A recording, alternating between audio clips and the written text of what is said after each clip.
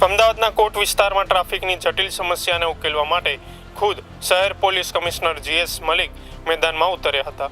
તેમણે ભદ્રકાળી મંદિર અને લાલ દરવાજા વિસ્તારની મુલાકાત લઈને સ્થિતિની સમીક્ષા કરી હતી। અમદાવાદમાં ટ્રાફિકનું ભારણ ઘટાડવા માટે પોલીસ એક્શન મોડમાં જોવા મળી હતી। પોલીસ કમિશનર જીએસ મલિકે ભદ્રકાળી ચોકથી 3 દરવાજા સુધીના વિસ્તારની રૂબરૂ મુલાકાત લીધી હતી।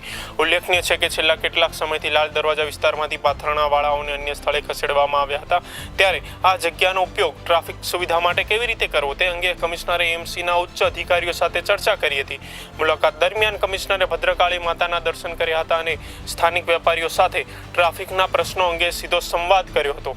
બીજી તરફ સુભાષ બ્રિજ સમારકામ માટે બંધ હોવાથી વાડજ સર્કલ પર સર્જાતી ટ્રાફિક જામની સ્થિતિને પહોંચી વળવા માટે પણ કોર્પોરેશન સાથે સંકલન કરી સર્કલમાં જરૂરી ફેરફાર અને વધારાનો પોલીસ બંદોબસ્ત ગોઠવવાની સૂચના આપી હતી। શહેરમાં ટ્રાફિક નિયમન વધુ સુદૃઢ બનાવવા માટે એક મહત્વના સમાચાર પણ સામે આવ્યા છે। 450 નવા ટીઆરબી જવાનોની ભરતી પ્રક્રિયા હવે અંતિમ તબક્કે છે અને આગામી 1-2 દિવસમાં જ તેનું પરિણામ જાહેર થશે। આ નવા જવાનોને ટૂંક સમયમાં જ શહેરના પોઈન્ટ્સ પર તૈનાત કરી દેવામાં આવશે, જેથી નાગરિકોને ટ્રાફિકમાંથી મુક્તિ મળી શકે।